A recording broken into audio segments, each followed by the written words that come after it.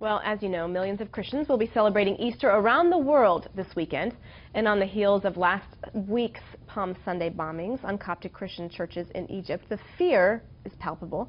Jonathan Shanger is with the Foundation for the Defense of Democracies. He joins us now with a look at steps to prevent terror around the globe on this very sacred weekend. Thank you for joining us, Jonathan. Thank you for having me. What is taking place this weekend in Egypt? I mean, we had seen services getting canceled, but you know, folks still want to celebrate. This is an incredibly sacred weekend for millions of people. Well, Copts in Egypt have, I think, long suffered. I think they've been the target of Islamist attacks for decades now. We've seen a cracking down, or let's just say a squeezing of Christians and across the region, not just in Egypt itself, but Egypt, I think, has really put a spotlight on the problem that Christians face around the region. They're an embattled minority. We don't really think about that here in the United States, where Christians are, of course, a majority, but in the Middle East, they're a minority and an embattled one, and the Islamists have taken aim.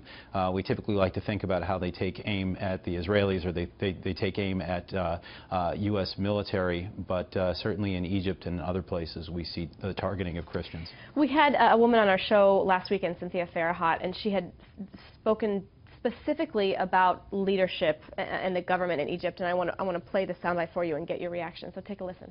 The Egyptian government and the state-run university and the Muslim Brotherhood-controlled university still, till today, teaches things like the theological legitimacy of eating non-Muslims.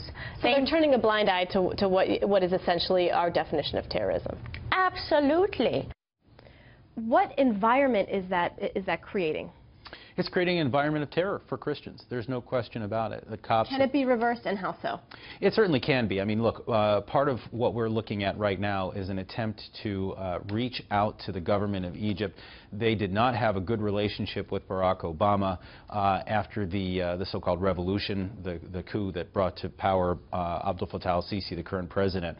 It looks like things are perhaps getting patched up between Donald Trump and Sisi. Obviously, since they just had a visit. That's right. And so now is the time for our State Department, for Secretary Tillerson, for perhaps Donald Trump himself, to demand that Sisi take steps to protect Christians in Egypt. Which is a segue for me, because I want to ask you the political impact. So there's a number of things going on around the world upcoming. Obviously, we see the tension in North Korea with China. We see that Turkey's having a referendum. Iran is having elections. And then obviously we're seeing President Trump now perhaps building a relationship with the president of Egypt. But all of these could rile up terrorists, if you will. So does that mean that people are more fearful because of that? And not for religious reasons, but, well, yes, for religious reasons, but also for political reasons.